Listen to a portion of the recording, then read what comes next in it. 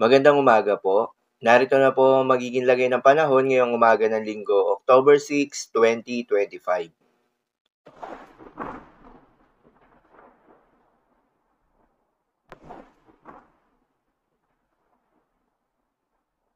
Sa kasalukuyan na tayong sa pag-asa, southwest monsoon o hanging habagat o yung hangin na nanggagaling sa may timog kanluran ang patuloy na nakakaapekto sa may western section ng Southern Luzon. Dahil dito ay asahan yung maulap na kalangitan na may kalat-kalat na mga pag-ulan at thunderstorms. Habang sa nalalabing bahagi pa ng ating bansa kasama ng Metro Manila, asahan naman yung generally fair weather condition, mainit at malinsangan na panahon sa umaga hanggang sa tanghali. Ngunit pagsapit ng hapon o gabi, ay asahan naman yung mataas na tsansa ng mga pag-ulan na dulot ng mga localized thunderstorms.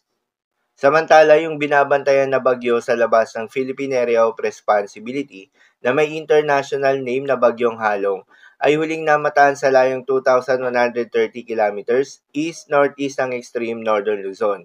At isa itong tropical storm category na may taglay na lakas ng hangin na umaabot sa 85 kilometers per hour malapit sa gitna at pagbugso na umaabot sa 105 kilometers per hour.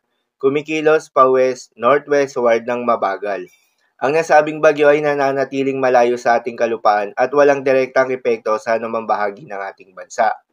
Para sa magiging paggalaw nito, posibleng pumasok ito ng Philippine Area of Responsibility, maaaring hindi rin. Depende sa magiging interaction nito sa high pressure area.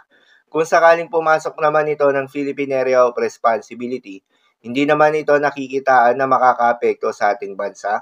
At dahil nakapasok nga ito ng Philippine Area of Responsibility, bibigyan pa rin ito ng local name na Bagyong Kidan. Pero paalala pa rin po palagi na posible pa rin ang mga pagbabago. Kaya naman patuloy lamang na magantabay sa mga update nating ilalabas, lalo na ng pag-asa.